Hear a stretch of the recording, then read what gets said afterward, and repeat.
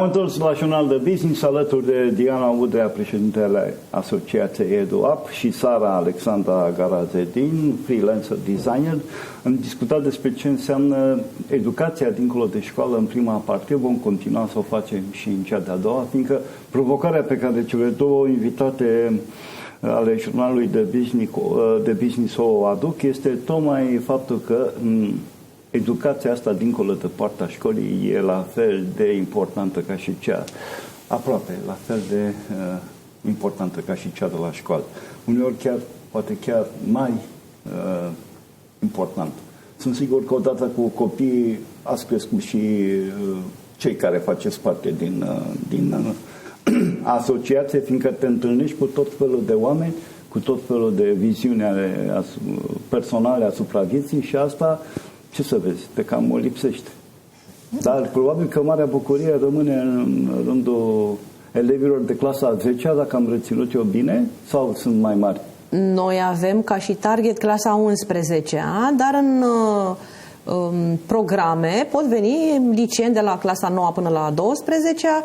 Cei mai interesați sunt la clasa 11-a, pentru că acolo ei se gândesc să-și facă portofoliu, se gândesc că, ok, din 3 facultăți tăiem și ajungem la una, sau din 10 variante tăiem și ajungem la un moment dat la una și explorează. Asta e important. Nu știu, aveți din feedback-ul primit din partea lor și și o direcție sau mai multe care deja se impun atenției voastre? Poate că au văzut ceva, poate au intuit o nișă pe care noi ceilalți nu o vedem de la bun început. Poate că e ceva ce își doresc foarte mult. AI în tehnologii, evident. Este o provocare a noastră a tuturor, și a noastră ca și seniori și a lor ca și juniori, și ei se întreabă dacă aceste AI le ia locurile de muncă și noi ne întrebăm, dar răspunsul experților este nu. Doar că noi trebuie să învățăm să trăim cu aceste AI și trebuie să învățăm să îl introducem în viețile noastre, pentru că el este foarte, foarte bun. Sunt foarte multe domenii, cel puțin medicină, în care AI-ul are un rol foarte important de ani de zile. Lor li se spune la școală: nu aveți voie să faceți cu AI, proiectul. Noi le spunem la workshop-uri: voi nu faceți plagiat, dar e foarte important să întrebați, aveți o idee, bun, cum o rafinați? Puteți să întrebați AI-ul. E foarte important să știți ce prompturi, adică ce să întrebi pe AI, astfel încât el să răspundă bine.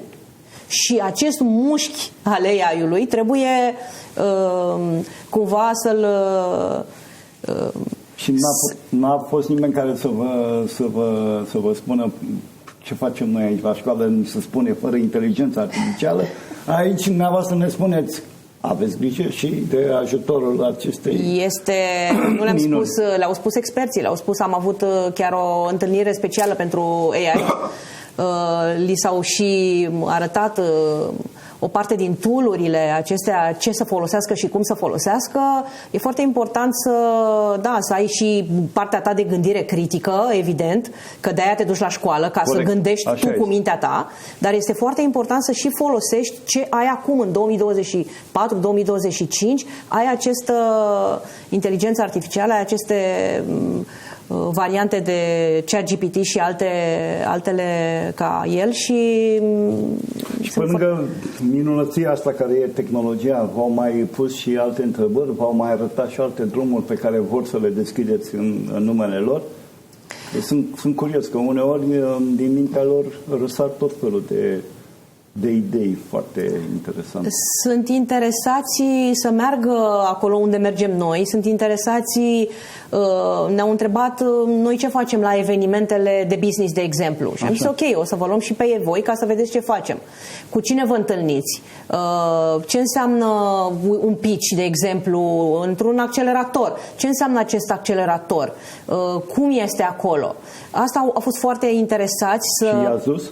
Da, în 2025, dar sigur că îi ducem. Deci urmează. Da, am făcut parteneriatele. Acordă particule inteligente aici.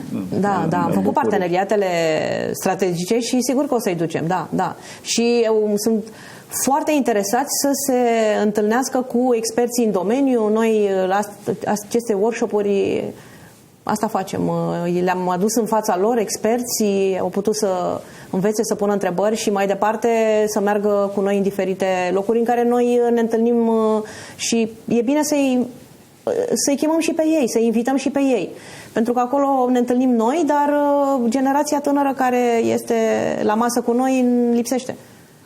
Realitatea ne-a arătat în ultima lună, cel puțin, că putem avea surprize cu domeniul ăsta atât de vast al internetului și cu măreața inteligență artificială, chiar și în domeniul unde nu ne-am fi așteptat, cum sunt alegerile politice. Dacă vor veni și vă vor spune, vrem să vedem, să știm mai multe. Vom avea un skill up and technology. Acum avem întâlniri cu companiile să vedem cine o să ofere acest mentorat pe zona de technology și da, vom face asta în 2025, evident. Pe lângă alte verticale și pe lângă alte proiecte. Acesta pe care noi vi-l povestim, programul nostru pe care l-am pilotat, este un program de învățare și de descoperire și de explorare împreună cu mentorii. Deci, practic, sunt 3 direcții. E un program de învățare, un program de descoperire împreună cu experți și de explorare a sinelui. Adică, după ce ai fost la 10 workshop-uri, mergi la jurnalism, că o să fie următoarea verticală? Da sau nu merg. Poate merg la comunicare. Deci ei trebuie să exploreze. În permanență trebuie să fie expuși acestei educații aplicate, acestei zone practice. Și în funcție de ce posibilități vom avea pentru anul, ne dorim să deschidem toate verticalele. La câte verticale v-ați oprit până acum, Sara? Cam la 10 noi am discutat. Da, am discutat vreo 10. Ajung sau credeți că o să depășiți? O să mai fie, sigur. Acum le luăm din aproape în aproape. Ne-am uitat unde e cererea cea mai mare și cu acestea începem. De-aia am început cu business. Toți tinerii din ziua de azi vor să facă business, vor să fie antreprenori, că de ce nu? Dar da, urmează. Ne-am dus spre marketing digital, încă e tehnologia și acolo. O să fie drept, jurnalism și o să mai urmeze. O să facem și pentru fashion design, pentru modă, pentru că și acolo pare că este o cerere. Sigur. O să avem și graphic design, cel mai probabil, și da, toate astea anul următor? Da. 2025 avem un an provocator. Frontul o să deschideți.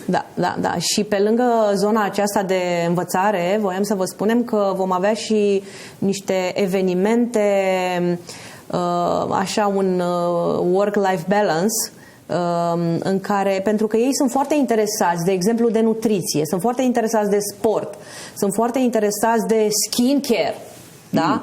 Sunt foarte interesați, da? Ei au un ritual de îngrijire a feței, au un ritual de a merge la, nu știu, piscină sau la basket sau... Sunt foarte interesați de zona aceasta. Și vom avea un program dedicat, nu o să vă spunem exact cum se numește, lucrez acum cu Sara pe partea de branding și pe partea de... normal, anumite lucruri să rămână încă surprize, să le aducă moșii. Când o să fie gata, o să venim să vă spunem și în funcție de ce preferințe și ce interese au ei, vor fi tot față în față cu experți, cu oameni care sunt în acele domenii și vor putea să facă și lucruri practice, vor putea să pună și întrebări și da, Sunt tare curios de unde găsiți pe toți mentorii ăștia săraci care trebuie să fie tatăl tuturor sunt domeniul diferiți în care... mentorii, sunt diferiți. Ne uităm pe LinkedIn, că acolo e mama și tata mentorilor și a oamenilor și a experților, a specialiștilor și îi abordăm. Altă variantă de a întâlni mentorii... Dar nu să aveți, nu știu, și niciun refuz. Niciun refuz. Nu, dezamăgire, că n-ați găsit ceea ce ați crezut sau ați intuit. Nu? Nicio dezamăgire. Lovit? Da.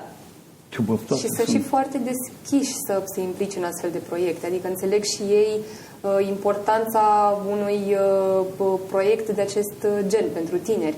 Că, de fapt, cred că asta e important, că dacă nu crezi în proiect, atunci da, nu o să te implici. Dar pare că am vândut bine, ca să zic așa, proiectul și toți au fost super încântați și au zis, da, vrem să participăm, vrem să fim acolo. Deci, nu, n-am primit nici refuzuri, nici dezamăgite n-am fost. Și pe lângă LinkedIn mergem la evenimente unde o să-i luăm și pe ei. Ne ducem, sunt foarte multe evenimente în București. Stăm foarte bine în București, aici, la zona de evenimente, la zona de cultură, la zona socială. Da, în toate zonele, într-adevăr. Stăm mai foarte puțin bine. La politicieni. Dar aici nu e sfera voastră de acțiune. Înțeleg că nu-i pregătiți pentru a intra în clasa politică. Nu, încă nu. Școala asta încă nu s-a născut. Dar poate cine știe, cândva cineva o să vadă și nevoia asta și o să acționeze pe măsură. Cum se termină tot ciclul ăsta de studiu? E puțin diferit de ceea ce înseamnă structura unui semestru școlar sau unui modul, cum se numește mai nou. Cum e la voi? Cine vă poate contacta? De unde? Fiindcă și asta o să conteze foarte mult. V-ați gândit la toate chestiile? Da, sigur că da. Am lucrat cu Sara pe zona aceasta și de branding și de site. Colegii noștri care ne-au pus la dispoziție landing page-ul, adică pagina principală a proiectului, au văzut că facem lucruri bune și ne-au oferit gratuit tot site-ul și acum se lucrează la celelalte pagini, sunt aproape gata, pentru că acolo trebuie grafică, acolo trebuie și brainstorming, acolo trebuie multe lucruri. Cine ne dorește să se înscrie ca și licean ne găsește pe www.eduup.ro. Și pe lângă paginile care sunt deschise, dacă ei își doresc o anumită nișă pe care, să zicem, noi nu avem, suntem în discuții, de exemplu, pentru zona de film.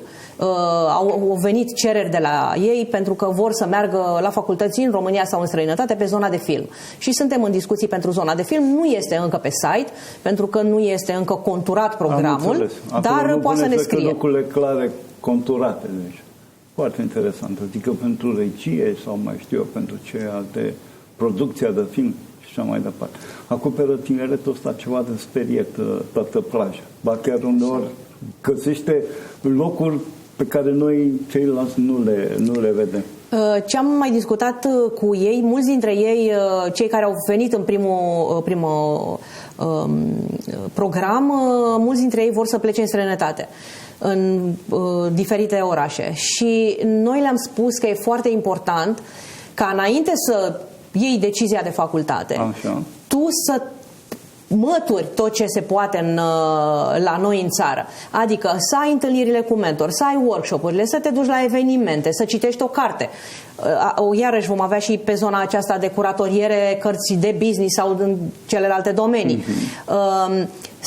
Să te pregătești foarte bine, să simți domeniul respectiv și apoi să iei decizia, da, merg aici în România, merg în străinătate, pentru că sunt zeci de mii de euro pe care părinții îi plătesc în facultățile din străinătate, dar sunt elevi care poate nu s-au întâlnit cu niciun practician, poate nu au fost la niciun eveniment din nișa, din domeniul respectiv. Hai să facem baza, să creăm baza și să facem structura puternică, după care putem să mergem în orice zonă ne dorim.